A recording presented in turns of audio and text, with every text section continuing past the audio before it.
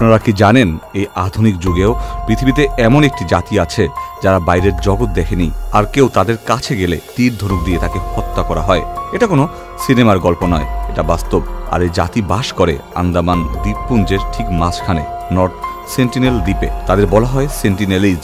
ধারণা করা হয় প্রায় ৫৫,০০০ বছর ধরে এই দ্বীপে বসবাস করে আসছে তারা। তারা আমাদের মতো পোশাক পরে না, ভাষাও আলাদা, আধুনিক সভ্যতার কোনো ছোঁয়াও নেই তাদের জীবনে। তারা চাষাবাদ করে না, শিকার করে, গাছের ফল খায়, আর নিজেরা নিজেদের মতো করে একটি আদিম সমাজ গড়ে তুলেছে।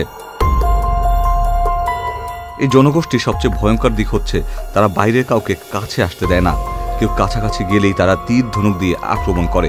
একবার নয়, বহুবার ভারত সরকার চেষ্টা করেছে তাদের সঙ্গে যোগাযোগ করতে, শেকড় থেকে শিখরে, কিন্তু প্রতিবারই তারা তীর ছুঁড়ে তাড়িয়ে দিয়েছে। যদিও এই জনগোষ্ঠীর কিছু সংখ্যক মানুষের সাথে যোগাযোগ স্থাপন করা গিয়েছে অতীতে।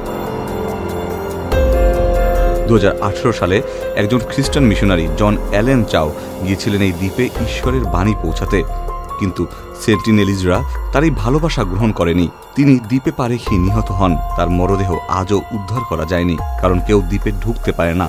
এটা যেন এক মৃত্যু দ্বীপ, যেখানে মানুষের মতোই মানুষ থাকে, কিন্তু বাইরের দুনিয়াকে শত্রু ভাবে। প্রশ্ন আসে, তারা এত রহস্যময় কেন? বিজ্ঞানীরা বলেন এই জনগোষ্ঠীর শরীর এতটাই বিচ্ছিন্নভাবে গঠিত, যদি বাইরের একজন মানুষের ছোঁয়া পায় তারা সাধারণ সর্দি জ্বরেই মারা যেতে পারে। তাদের দেহে এসব ভাইরাস ব্যাকটেরিয়ার বিরুদ্ধে কোনো প্রতিরোধ ক্ষমতা নেই। এই কারণে ভারত সরকার নর্থ সেন্টিনেল দ্বীপে প্রবেশ সম্পূর্ণ নিষিদ্ধ করেছে।